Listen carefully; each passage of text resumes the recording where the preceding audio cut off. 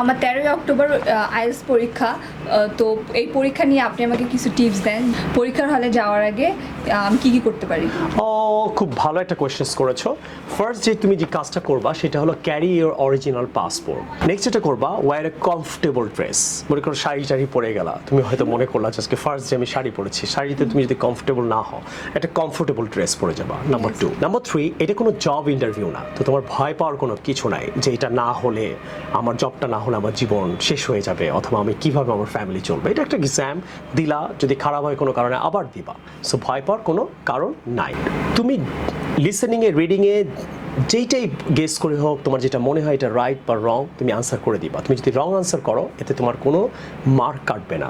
So right রং আনসারের জন্য কোনো মার্ক কাটাকাটি নেই। রাইট আনসার হলেই এক্সামিনার তোমাকে রাইট দিবে, রং হলে কোনো সমস্যা নেই।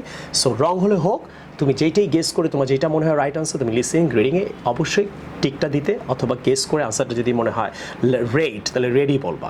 এখন তুমি রেড মনে করছিলে কিন্তু রেড লিখো নাই, তাহলে কিন্তু হলো না। Clear? Slow of your language skill, মানে খুব ফাস্ট, দ্রুত করতে হবে এমন করে ইংরেজি বলার কোনো দরকার নেই, একটু স্লো বলবা। যেমন জিজ্ঞেস করলো what's your name, my name Shafin Ahmed, my name Shafin Ahmed, এরকম করে করার দরকার নেই। Do you like fast food? Yes I like fast food for several reasons. Don't say yes I like fast food for several reasons, but don't try to talk that way. Okay? Number 6, আমরা অনেকে যে ভুলটা করি, eye contact রাখি না examiner সাথে। যদি এটার জন্য তোমার মার্ক কাটবে না, বাট আই কন্ট্যাক্ট রাখাটা একটা ম্যানার। যেমন suppose I am talking to you, তুমি আমার দিকেই তাকাচ্ছ না, কেমন দেখায়? তো এই জন্য এক্সামিনারের সাথে একটু আই কন্ট্যাক্ট রাখার চেষ্টা করবা। নেক্সট যেটা করবা, তুমি গ্রিট দ্য এক্সামিনার, তাকে তুমি সালাম দিতে পারো। তুমি দেখি ঢুকেই হয়তো বুঝতে পারো মুসলিম, যদি বাংলাদেশ, তুমি সালাম দিয়ে গুড মর্নিং, গুড আফটারনুন এগুলো বলবা। তারপরে গিয়েই ঠাস করে বসে যাবা না, তুমি একটু গিয়েই বুঝতে পারবা সে আমাকে বসতে বলছে। যদি বসতে না বলে, তখন তুমি বলতে পারো may I have a seat sir, ওকে?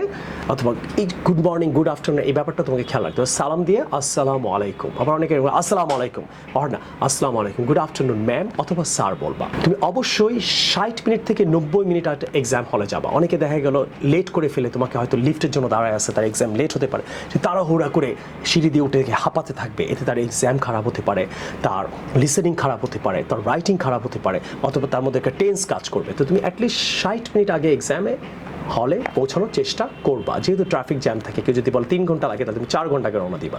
কেউ যদি বলে 1 ঘন্টা লাগে যেতে, তাহলে তুমি 2 থেকে 2.5 ঘন্টা আগে রওনা দিবা। ক্লিয়ার? নেক্সট তুমি যেটা করবা, go through all the mistakes. তুমি আমাদের এখানে যখন আইএলটিএস করতা, তখন তোমাদের স্পিকিংয়ে কোথায় কোথায় তুমি ভুল করো, রাইটিং আমরা কিন্তু এটা দেখিয়ে দিয়েছি।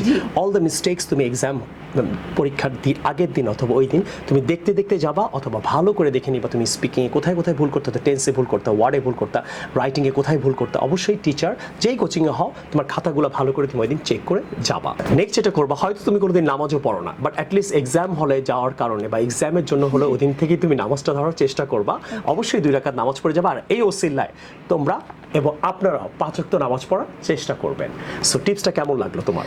স্যার, এটা আমাকে অনেক হেল্প করবে, আমি অনেক কিছু জানতে পারছি পরীক্ষা দিতে যাওয়ার আগে আমার কি কি করতে হবে। আশা করি আপনাদের সবার আজকে এই ব্যাপারটা আপনাকে অনেক বেশি হেল্প করবে। To learn more English, order my book right now. প্রায় 11 লাখ ছেলে মেয়ে এই 2টা বইয়ের উপরে ক্লাস করছে। আমি আপনাদেরকে প্রমিস করেছিলাম যে আমি অলওয়েজ আইএলটিএস ভিডিও করব, এন্ড আমি কিন্তু করে যাচ্ছি। আশা করি এই 2টা বইয়ের উপরে আপনি অনেক ভিডিও পাচ্ছেন। আপনারা বিকাশ করে বই 2টা নিতে পারবেন।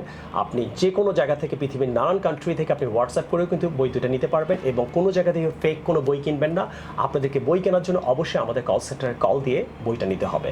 I'll see the new video some other time. Take care. Allah Hafiz. Assalamu alaikum.